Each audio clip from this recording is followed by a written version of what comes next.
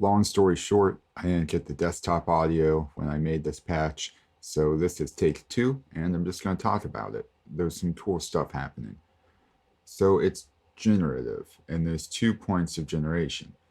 There is the randoms, and there's the sequencer. The sequencer is just acting as a trigger. Random 3 is on the rate. Random 2, I believe, is on the random 3 rate. It is. And then random 1 does some pitch texture stuff. You can see it's on engine 1 course. That's my pitch, my main pitch, right here. And then it's quantized. There's my root, the 3rd, the 4th, the 5th, and the 7th. Minor pentatonic. So the quantizer puts its root at C, but really the root is whatever you play. So I can go like D sharp and then go up to A sharp. And it's a little bit out of key, so you get some interesting stuff there. So if I turn the sequencer off, you can see this is legato, this is poly. So the legato's on the pitch, and the poly is just on the delay and the wavetable position. So watch here when I hold a note, and then I'm going to play some other notes. Cool, right? So I think I'm going to use this to sample a motif for the noise project, because I can get stuff like this.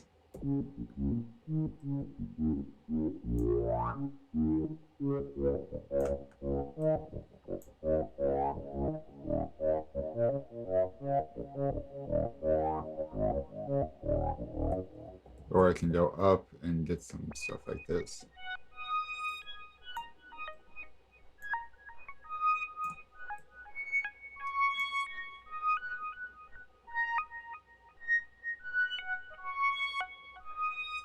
Can play with the BPM. Let's go down to 70.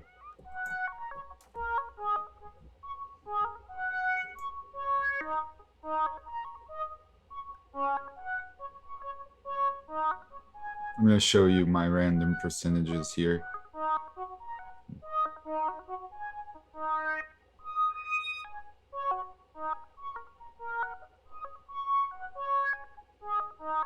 Occasional slide. The overall vibe is coming from these 2 filters tied to these 2 functions, both on envelope mode, function 1, filter 1, function 1, filter 2. Function 1 looks like that. Function 2 looks like that. So they kind of mirror each other a bit. And then you can see how the keyboard, the key tracking is, right? So more key tracking on the 2nd than the 1st. This has a thinner resonance. It's also the resonance for modulating with the macro. When you put the low pass 12 on for the Jupe 8 filter, you get this cool shape here with the resonance like that, right? So you can kind of dial in a bit of a vibe. It's right there. And then it's fun to put another filter on top of it. You can see it's routed filter 1 directly into filter 2. And here I chose the MS-20. And the resonance, you can kind of like dance around it. Like.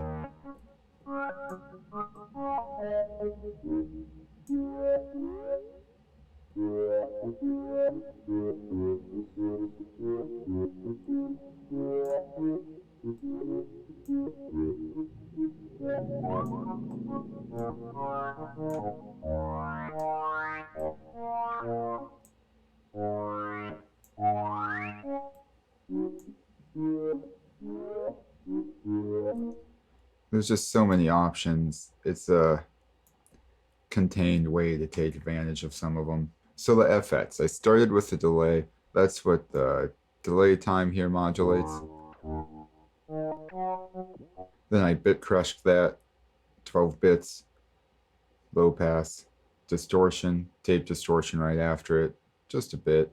Then the reverb, then a compressor, because I like the taste of compressors with more ambient, vibey things.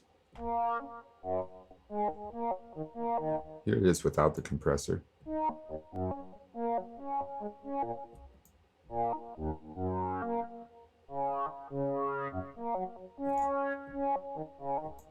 It's good if you're going to hit it with more reverb and stuff like that.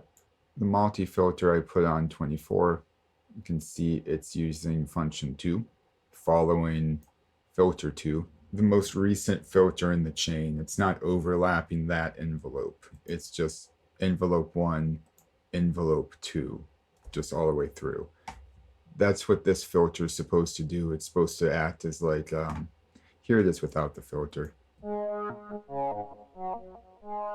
With the filter. You could call it polish or movement. It's a little bit of both.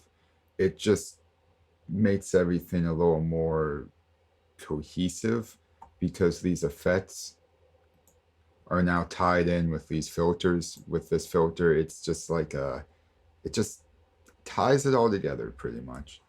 I think this would be good for like vibey IDM stuff. Like just find 4 to 16 bars of a generative sequence that you like, sample it, and then take off from there. I'm really happy with it. Download it for free at producerpresets.com. Like this video, leave a comment if you like what you see, and don't forget to subscribe.